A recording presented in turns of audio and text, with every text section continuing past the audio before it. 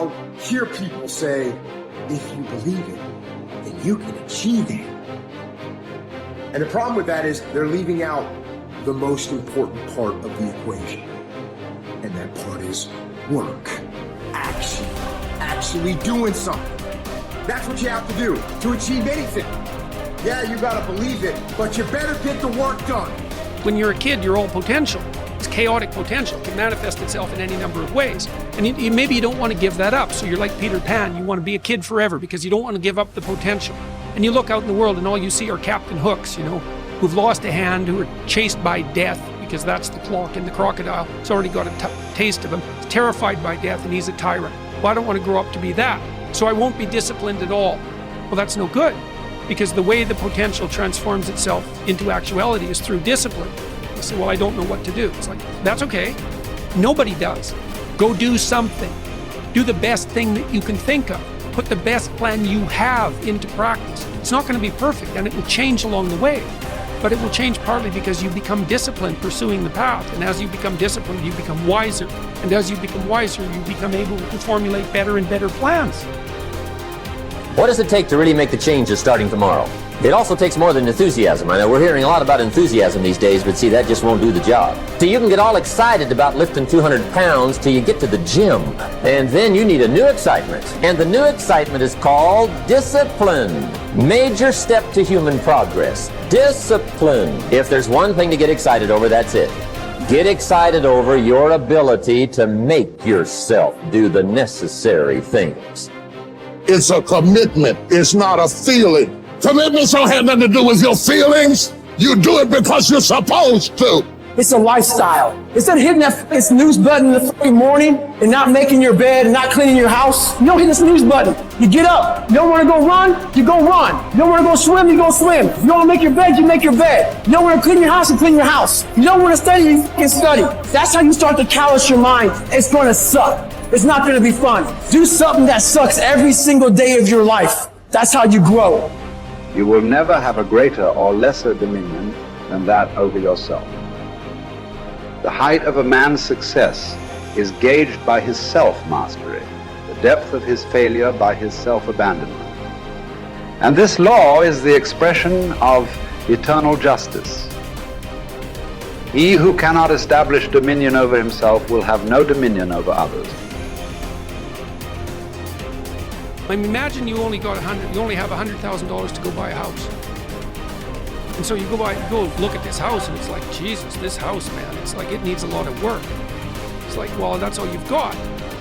Well, are you going to pretend that the house is okay the way it is? Or are you going to look for where it's rotten and where the plumbing doesn't work and where the stove doesn't work? You have to go and look and see where everything needs to be fixed.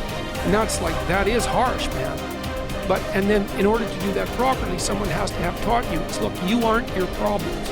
Well, you are. You're most fundamentally that which, if it confronts its problems, can solve them. And that's the hero myth in a nutshell, by the way. The hero is the person who confronts horrible, chaotic potential and tames it and makes something of it, right?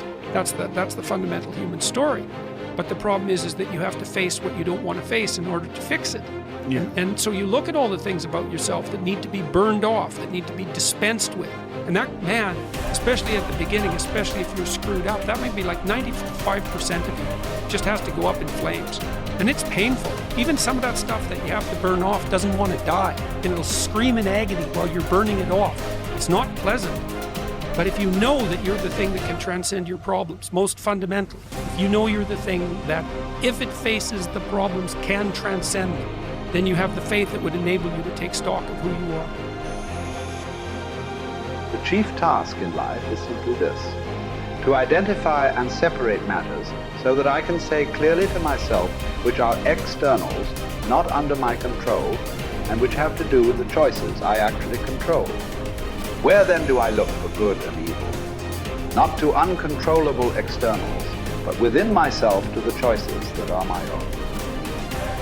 Remember that among the things over which we have complete control are the goals we set for ourselves. I think that when a Stoic concerns himself with things over which he has some but not complete control, such as winning a tennis match, he will be very careful about the goals he sets for himself. In particular, he will be careful to set internal rather than external goals. Thus, his goal in playing tennis will not be to win a match, something external over which he has only partial control, but to play to the best of his ability in the match, something internal over which he has complete control. By choosing this goal, he will spare himself frustration or disappointment should he lose the match. Since it was not his goal to win the match, he will not have failed to attain his goal as long as he played his best. His tranquility will not be disrupted. The disciplined mind conquers all obstacles and achieves greatness, for it remains steadfast in the pursuit of virtue, undeterred by distractions or temptations. Discipline is the bridge between dreams and reality, turning aspirations into accomplishment. It is the compass that guides us through the storms of life, keeping us on the path of righteousness. By mastering our desires and impulses, we harness the power to shape our destiny. Discipline is the foundation of character, the forge where resilience and strength are honed. It is through disciplined action that we transform ourselves, inch by inch, into the best version of who we can be. This is from 12 Rules for Life. Rule 4 is compare yourself to who you were yesterday, not to who someone else is today. Yes. Because you need to have a hierarchy of improvement. You need to be aiming for something, and that means you're going to be lesser than people who've already attained along that dimension. Yes. And that can give rise to envy. So the question is, who should you defeat in the final analysis? And the answer is you should defeat your former self. You should be constantly trying to do that. And you're the right control for yourself too, because you're the one who's had all your advantages and disadvantages. And so if you want to compete fairly with someone, then you should be competing with you. And it is the case, and this is what we were talking about too with regards to the self-improvement of the fighter, is, well, if you're improving yourself, then what you are doing is competing with your lesser self. And then you might also ask, well, what is that lesser self? And that lesser self would be resentful and bitter and aggressive and vengeance-seeking and all of those things that go along with having a negative moral character. And those are things that interfere with your ability to progress as you move forward through life.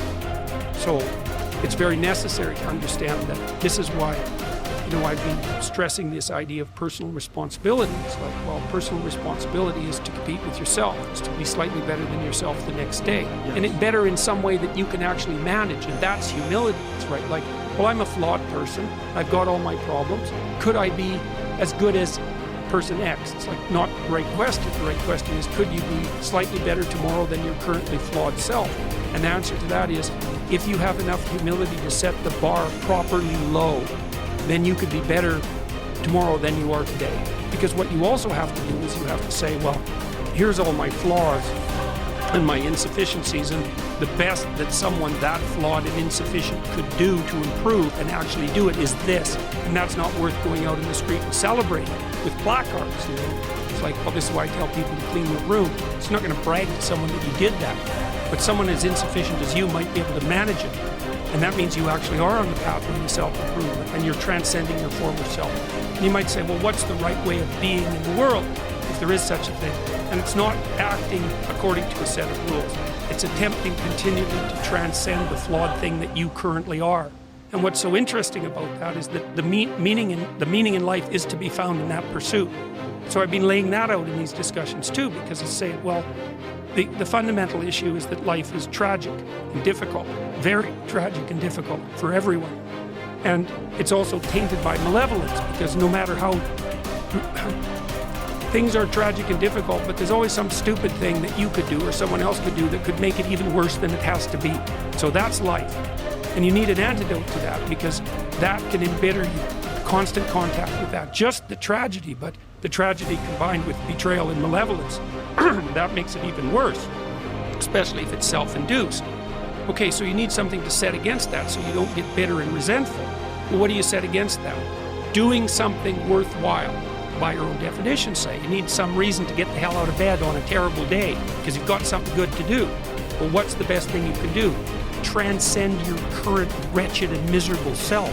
There's meaning to be found in that, and that's a meaning that's associated with responsibility. One of the things that I've been trying to lay out clearly is that life is hard. It's tainted by malevolence and betrayal. That can make you bitter.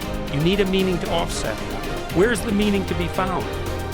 Not in rights, not in impulsive pleasure, but in responsibility. You take responsibility for yourself, so you take care of yourself. If you're good at it, you have some excess left over to take care of your damn family. If you're good at both of those, then you have some excess left over to take care of your community. Those are heavy burdens. You pick up the burdens, you find that's meaningful. The best way to pick up the burden is to continually improve yourself. And that's where the meaning is to be found. And so that meaning is in the continual self-transcendence. That's letting your old self die and the new self be reborn.